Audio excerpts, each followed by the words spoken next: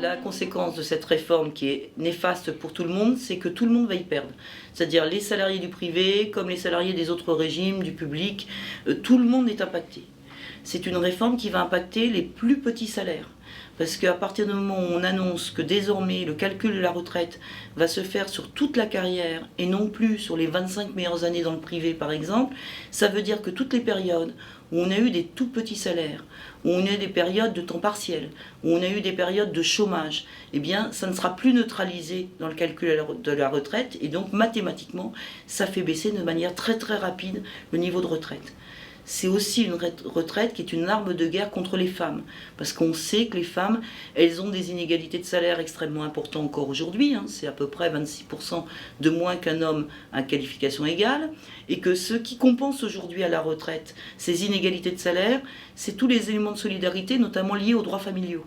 Or, dans la réforme, ces droits familiaux sont très fortement attaqués.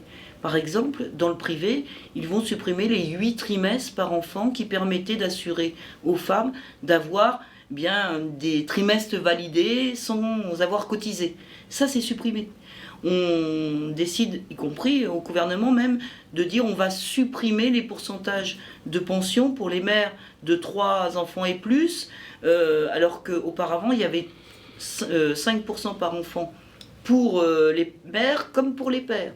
Et là, donc, il y a des reculs importants. On va décider, par exemple, que le congé maternité demain, il ne sera plus compté à part entière, mais il sera en référence au salaire de l'année d'avant. Donc, si on n'a pas beaucoup travaillé, si on a fait du temps partiel, avant d'avoir un enfant, eh ben, on va le payer cash sur sa pension. Donc, toutes ces mesures, c'est des mesures qui sont véritablement... imparablement, je dirais, des mesures qui vont faire baisser le niveau des pensions, notamment des femmes.